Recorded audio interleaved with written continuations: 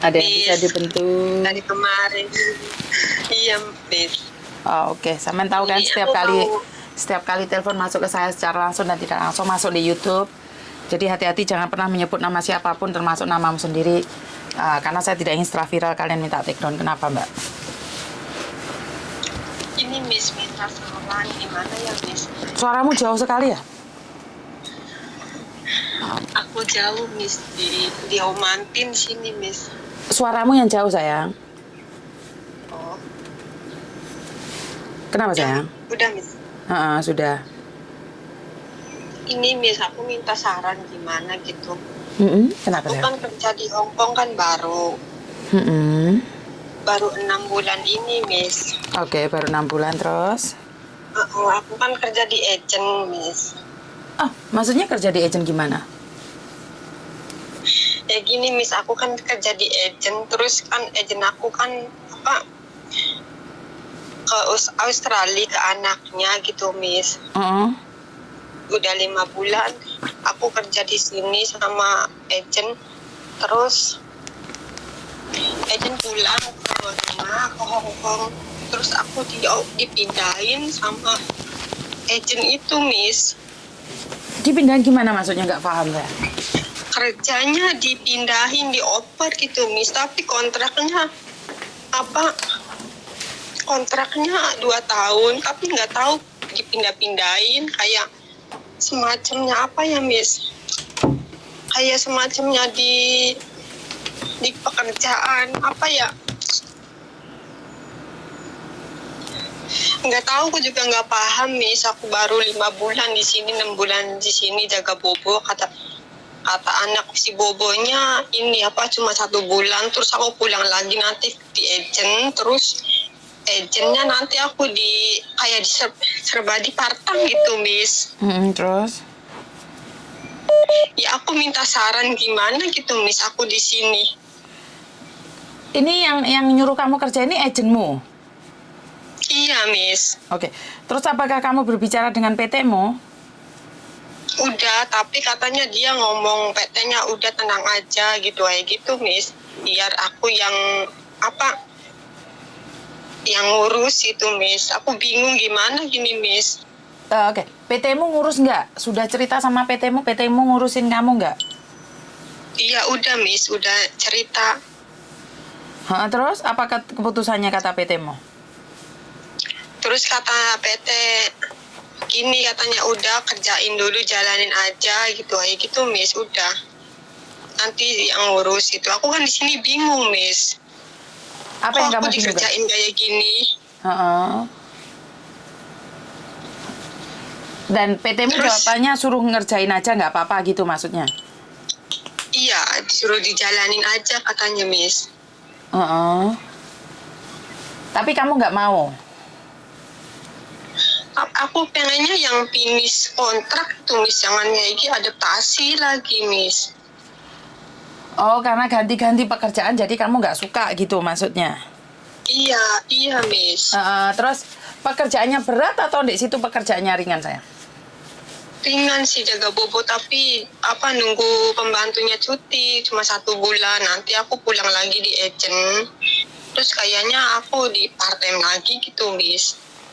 Oke, satu hal, kamu nggak kuat intinya? Iya. Oke, kamu tahu kan konsekuensinya kalau kamu memberontak, kamu tahu kan? Iya, Miss. Kamu dipulangkan ke Indonesia, kamu sanggup?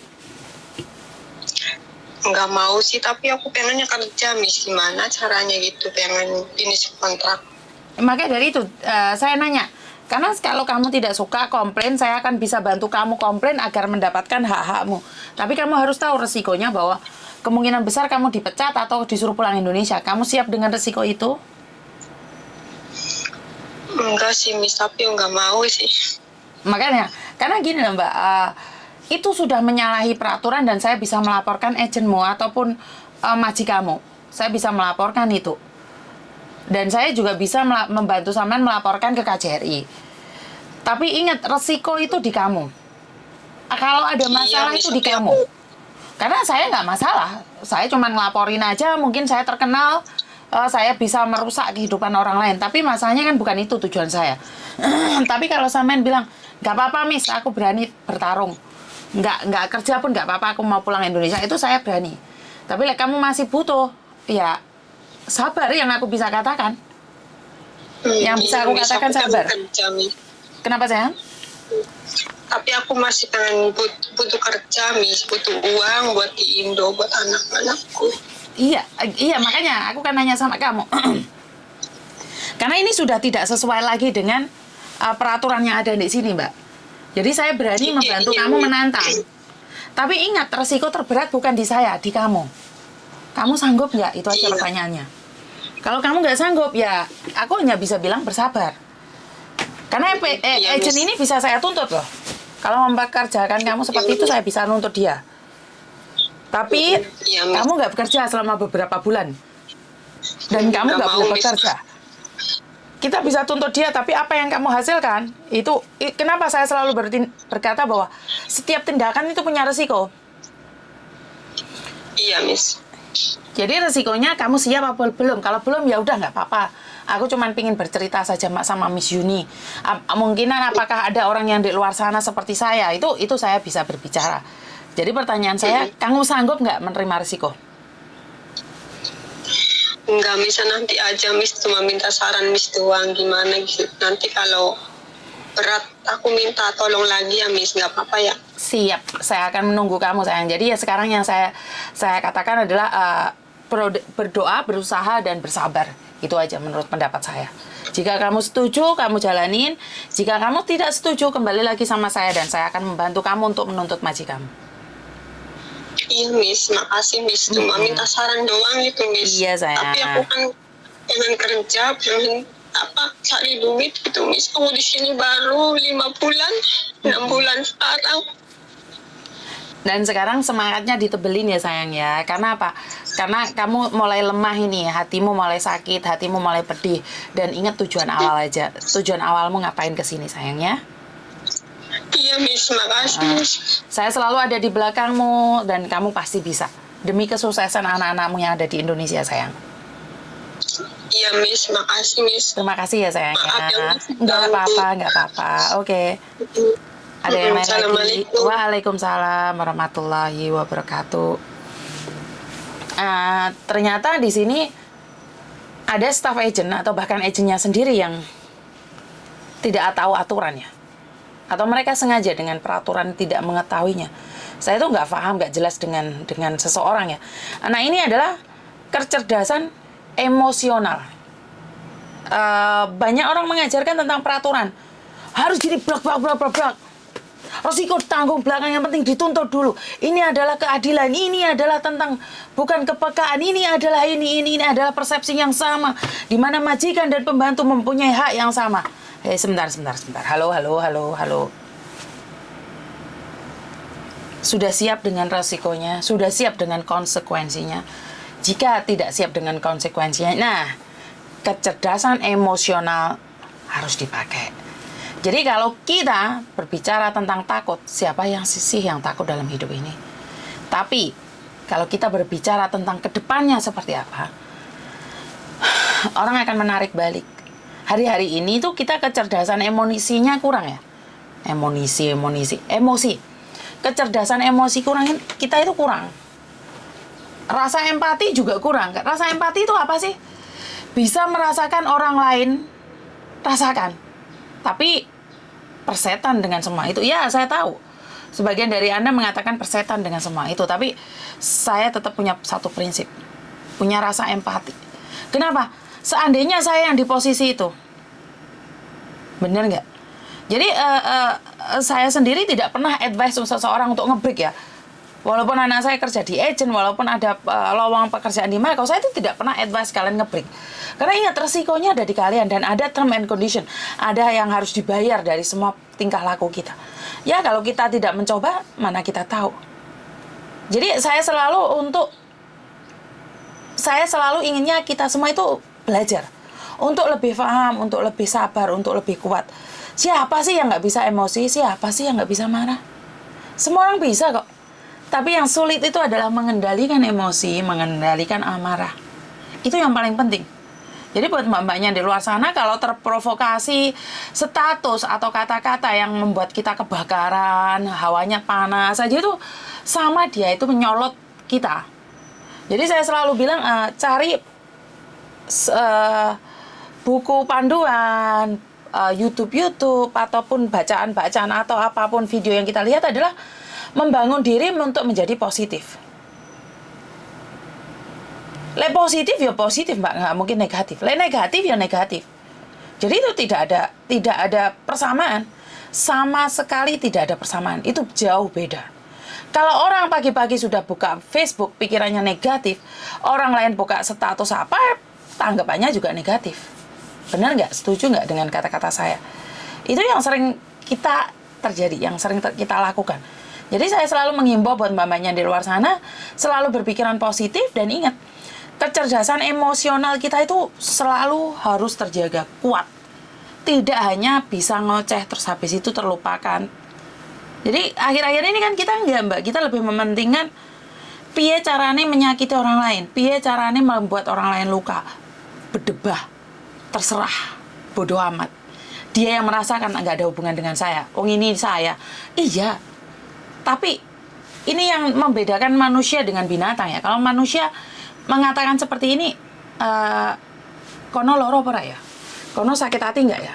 Kono terluka nggak ya? Jadi mikir. Tapi binatang kan nggak. Kapan nyokot nyaplok ya wes jar. Babano apa? Kapan ngide nendang ya ubah. Tapi karena itu kita manusia dikasih panca indera yang berbeda, dikasih panca indera yang lebih baik lagi dibandingkan binatang agar punya perasaan. Jangan sampai jadi pisang. Punya jantung tapi nggak punya hati. Ya, akhir-akhir ini kan banyak toh. Kalau kita mau komen yang jelek, tahan 10 detik. Ya enggak ya? Ya enggak ya? Enggak ya? Ya enggak ya? Enggak, ya enggak, ya enggak. Itu sebenarnya kecerdasan emosi juga loh, Mbak. Jadi kita berpikir, enggak lah, biarkan. Mendahulukan pikiran daripada otot, itu juga kecerdasan pikiran. Jadi oleh orang cerdas, alah bano. Bahkan sampai ada orang yang menilai kecerdasan emosi, kesabaran itu dibilangnya bodoh, goblok. Goblok wis dianiaya kayak ngono kok sabar. Bener nggak? Wis dilolokno ngono kok sabar. Itu adalah kecerdasan emosi. Loh, ya matematikamu pinter, bahasa Inggrismu pinter, ilmu alammu pinter, ilmu perundang-undanganmu pinter, boleh ngomong. Pas. Sat lek ngelokne wong. Ya itu bermasalah dengan kecerdasan emosi. Kalau saya pribadi mau ngomong mau mikir dikit tak polpon. Bukan saya berarti pinter, cerdas, enggak. Karena saya sedang belajar untuk menahan emosi saya pribadi. Jadi kalau kalian lihat background saya yang zaman dahulu ya, kalau kalian ada orang yang jahat sama saya ya, ada yang nggak suka sama saya, itu mengulik-ngulik masa lalu, itu sangat hitam sekali masa lalu saya, Mbak. Tidak seperti ini. Saya itu orangnya jahat, saya itu orangnya nggak jelas, saya itu ngaplokan, ngenyean, ngamuan, itu numpuk di situ. Tapi saya tahu itu adalah masa lalu yang tidak bisa saya hapuskan. Karena itu saya hari-hari ini belajar untuk menjadi lebih baik lagi. Belajar untuk mengerti, belajar untuk memahami, belajar untuk bisa punya empati. Karena saya tidak punya kecerdasan IQ. Saya itu tidak punya kecerdasan intelijen. Intelijen saya itu kurang. Mau kon hitung-hitungan dasku cemot-cemot. Iso-iso iki iso mimisen awi. Ya, tapi menahan emosi, menahan sesuatu itu saya bisa. Saya bisa katakan Meme itu pinter banget ya. Tapi waktu SMP kelas 2 atau kelas 3, kecerdasan emosinya dia jatuh, Mbak. Dimana saat dia tidak bisa menjadi ketua, dia tuh nggak terima. Emosinya tuh push. Dan pernah juga salah satu gurunya itu, saya menceritakan tentang Meme ya. Salah satu gurunya itu melempar sesuatu ke dia, kalau nggak salah kelas 2, kalau nggak dicubit. Dilempar atau dicubit. Nah, kejadian itu dia cerita sama ibunya nangis, sama ibu saya nangis, terus ibu saya itu datang ke sekolah ngelabrak gurunya. Jadi guru yang mendidik Meme itu sempat kelas 2 dilabrak sama ibu saya. Saya kelas 2 atau SD deh, lupa saya. Soalnya Meme itu umur 8 tahun pulang Indonesia. Habis itu, dengan berjalannya waktu, Meme sekolah, nah, kenaikan kelas. Nggak tahu tiba-tiba ibu saya itu nyeletuk, nah. Sekarang sampai ada gurunya yang aniaya Meme, tak parani lagi itu gurunya. Terus saya nanya, loh, Ada apa, Bu? Oh, ngerti apa ora? Kelas 2 iku meme iku dicubit apa dipukul gitu, aku lupa. Lah, kenapa, Bu? Ya tak parani gurunya, ya tak lolokno. Waduh, saya nanya. Lah, kenapa, Bu? Ya gak ngerti, intinya mosok arek wedok dikonokno karo gurune. Saya cuma mikir, hah? Kamu ngelabrak gurune meme tanpa tahu masalah meme apa? Terus saya nanya sama ibu saya, Bu, di antara 50, kenapa cuma meme yang dicubit? Kenapa kamu nggak tanya sama meme, kenapa sampai dicubit? Nah, meme nggak jujur. Meme itu waktu itu nggak jujur. Terus habis itu aku nanya sama meme, Mek, di antara banyak teman kenapa kamu yang disakitin, Mek? Iya, mah aku main HP. Nah, sebenarnya kan gurunya nggak salah. Menurut pendapat saya gurunya nggak salah. Tapi karena ibu saya itu orang kampung, orang lama, jadi pikirannya, wah, itu nyakitin anakku, kowe kudu tahanan. Nah, dari situlah ibu saya mungkin berpikir ya, oh iya. Jadi kalau saya tuh selalu mengelindungi cucu saya tidak bisa bergerak. Karena saya selalu bilang sama ibu saya, suatu saat meme itu nggak ada di samping kita. Suatu saat meme itu harus survive dengan gaya dan hidupnya dia. Bagaimana meme bisa berdiri di atas kakinya sendiri, sementara kita selalu melindungi? Kapan dia bisa cerdas? Dia punya intelijen yang tinggi, tapi kecerdasan emosi nggak ada. Titik-titik wadul. Dari situ, kelas 1 SMA itu meme selalu dibully ya, kemana-mana dianterin, kemana-mana selalu dilindungi. Nah, kenapa dia diikutkan di PSHT? Itu karena meme orangnya manja, Mbak. Meme ku nakal, manja. Kelakuannya itu gak jelas. Kayak anak kecil banget. Butuh perlindungan. Dan saya tidak menyangka dan tidak menduga ibu saya mengambil keputusan ditaruh di PSHT. Kaget saya. PSHT itu keras. Mentalnya, didikannya itu keras. Saya jadi sempat nangis. Saya tuh gak tega. Karena meme sempat sakit, pulung hatinya sempat sakit, sempat ketendang, dan kepalanya ini sampai benjol semua itu. Meme nggak pernah cerita sama kita, tapi dia selalu sakit-sakitan. Dan pada pertengahan saat dia jambon, dia tidak mengeluh, tapi saya tahu dia sakit. Saya bilang mundur, tapi Meme bilang tidak. Keluar, mundur. Meme bilang tidak, Ma. Saya apapun yang terjadi akan memperebutkan apa yang saya mau. Dari kemauan Meme, dari orang yang sangat manja sekali, akhirnya apa? Sampai dia punya sabuk putih. Itu saya sebenarnya kaget. Saya nggak nyangka karena dia dari umur 15 tahun ke 16 tahun itu sudah punya sabuk putih. Dan latihannya itu sangat berat sekali loh, Mbak. Pakai tangan biasa, dia seorang perempuan. Di antara teman-temannya itu cuma ada 3 cewek. Dia paling kecil anak saya, Meme. Jadi Meme itu sampai sekarang itu belum punya KTP sebenarnya. Kenapa kalau dia terbang itu salah satu dari kita harus menemani? Karena memang dia belum cukup umur. Tapi muka dewasa. Lah Mas yang umur 20-an lebih, itu muka anak cilik. Ya, jadi sangat-sangat beda sekali ya. Ini saya menceritakan tentang kecerdasan emosi. Nah, anak saya yang cowok, kecerdasan emosinya yang sip.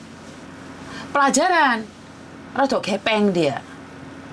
Nah, ini satu-satu anak beda ya. Jadi kecerdasannya beda. Tapi saya selalu sekarang itu mengajarkan mereka kecerdasan emosi. Karena kecerdasan emosi itu menopang kehidupan kita 80%. Kalau kita bisa menahan emosi, atau kita bisa mengontrol emosi, akhir-akhir ini saya tahu bahwa kita dapat pekerjaan juga dari situ.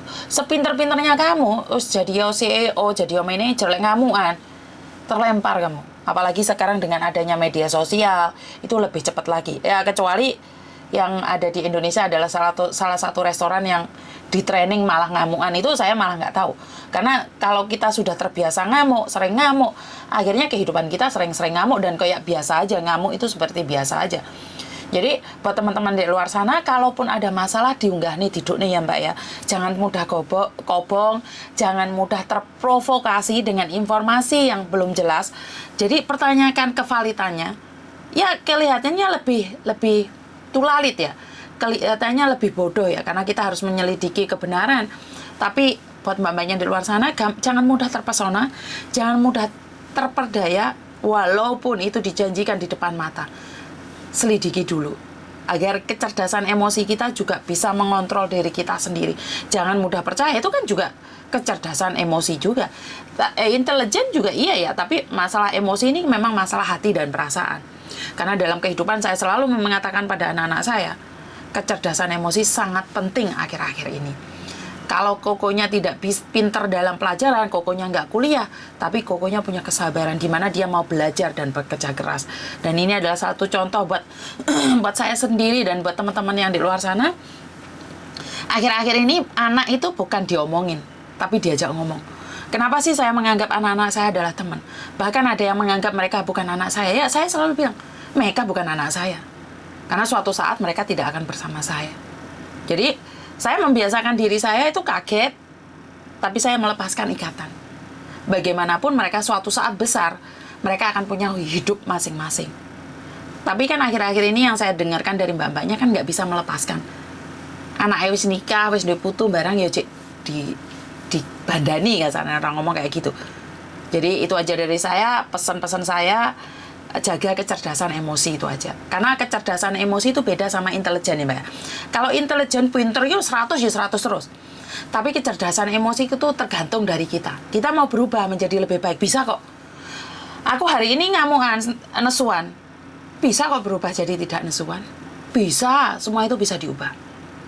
Jadi buat Anda yang saat ini menjadi provokator dalam hati, menjadi pedih dalam hati, semoga bisa menjadi kan ini semua yang saya ceritakan menjadi inspirasi buat kalian bahwa kecerdasan emosi itu menopang hidup kita. Lek kamu emosinya nggak stabil, kerja nama majikan merasa terhina terus, ya wis pulang di Indonesia. Dan jika kamu bilang majikan ada kesamaan dengan kita, berarti memang benar kita sama-sama manusia, tapi manusia yang beradab tidak akan melangkahin bosnya. Itu aja dari saya, pesan dari saya. Dan ingat satu lagi, seberapa hati-hatinya kita.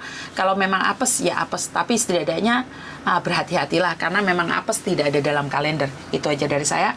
Kurang lebihnya saya minta maaf. Dan wassalamualaikum warahmatullahi wabarakatuh. Berkat Tuhan mengalir atas hidup kita semua. Semoga semua makhluk hidup bahagia. Dan terima kasih. Bye-bye.